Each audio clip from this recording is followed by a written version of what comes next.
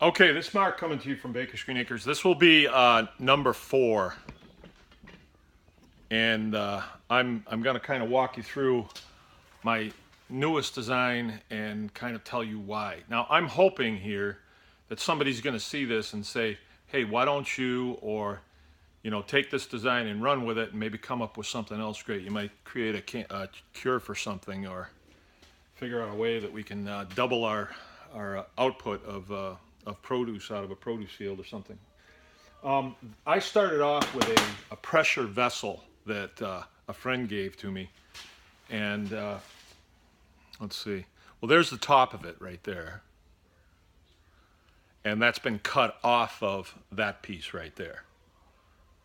See, and this differs that from number 4 in that this tank is 1/4 inch, so it's very heavy, right? And that really helps us because it retains the heat, right? We really don't want something that's going to heat up and cool down quick, because if we have that, we're going to have steel that's going to buckle really fast. This won't, and I'm going to go through another design characteristic that I've incorporated into this that I think is going to make it even better, because I want longevity out of it. I don't want the thing to burn 50 times and then it doesn't work anymore. Number 4 right now, compromised badly. We've had welded a lot of patches on it, but you can imagine it gets that hot, expands, and then contracts when it goes dead cold. Have a lot of breakage in there. The metal crystallizes after a while, and that's just the nature of the beast.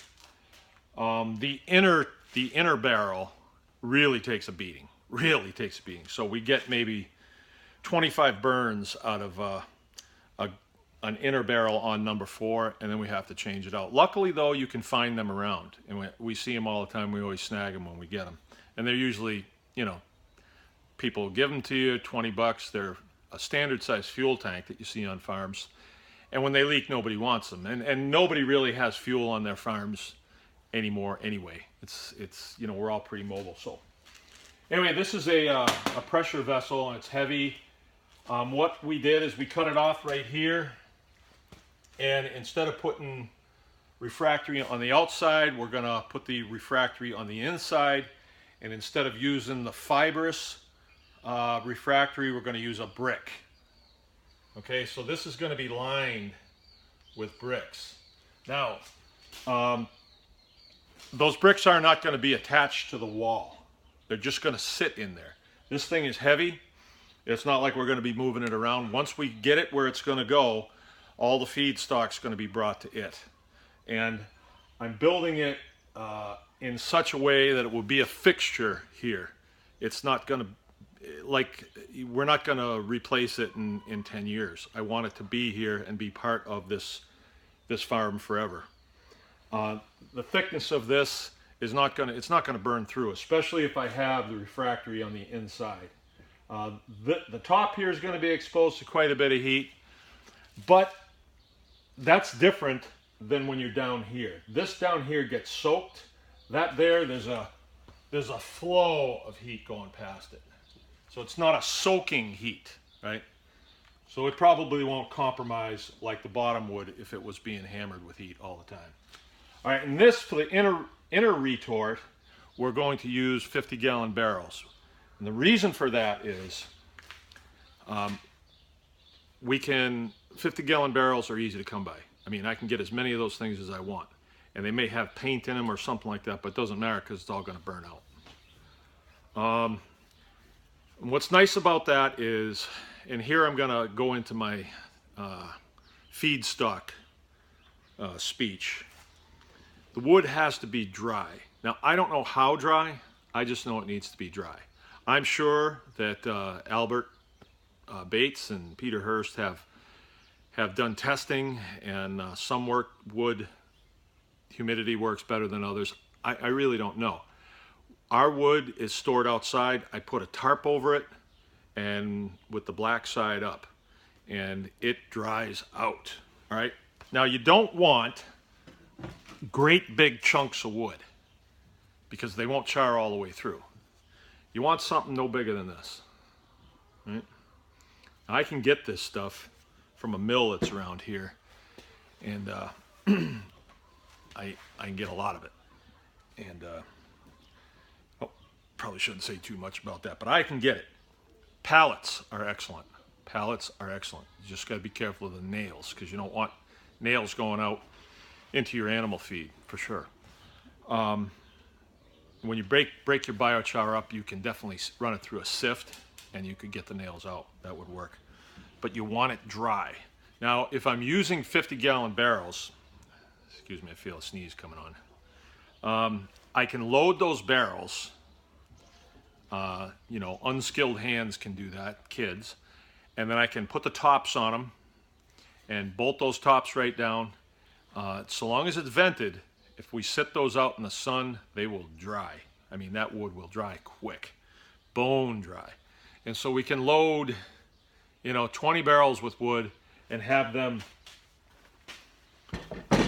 stacked up, you know, out here in our wood burning area. And this one is smaller. You know, we're definitely going to have less work involved with doing a burn, but I think it's going to be better because I can change out these barrels anytime I want. I may only get 5 burns out of them, and I don't care. I'll just crush them and they'll go to scrap. It doesn't really matter. But we plan on doing something else with this retort that we never did with the other one. All right? And this is where it gets kind of fun. All right, that barrel is going to sit in there. Remember, it's going to vent down like this when it starts to gas off. We're going to get a really nice flame coming out the top of there. But what we want to do this time is we want to take some of this gas out of here.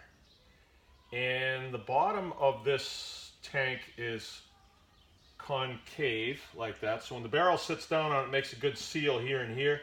But we have an open space, and it happens to be threaded right here. So we're going to put a piece of pipe in there and run it out this way.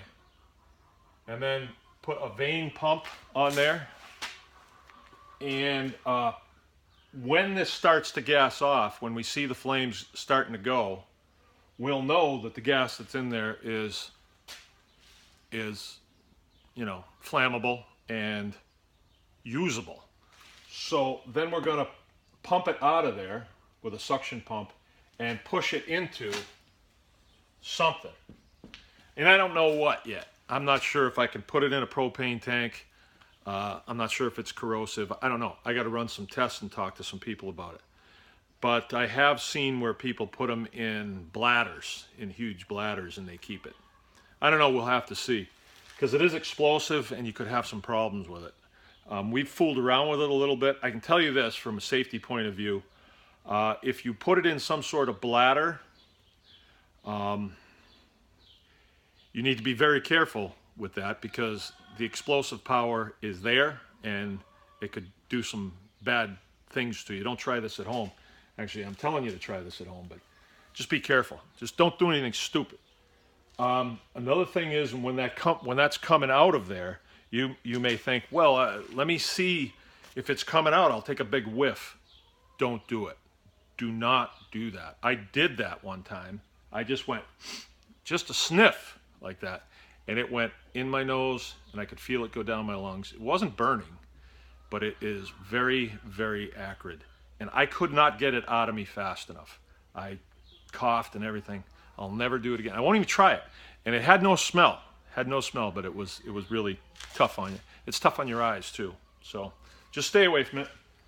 If you want to play with it a little bit, what we'll probably do before it goes in here, we'll take some off, you know, way over here, and we'll have a valve right here so we can turn that on and we can flame test it over here and see exactly, you know, what the characteristics are of that gas by how the flame performs. You know, do we want to fire off a barbecue with it? Do we want to run a gasoline engine with it? Do we want to, you know, put it in an F4 Phantom and go 1,000,000 miles an hour? We'll have to see, because I don't know exactly how it's going to perform. At least I don't know. I mean, I can read books about it all the time, but I don't know, and I'm going to find out, and I'll show you. It's 10 minutes. Mark Baker's Green Acres.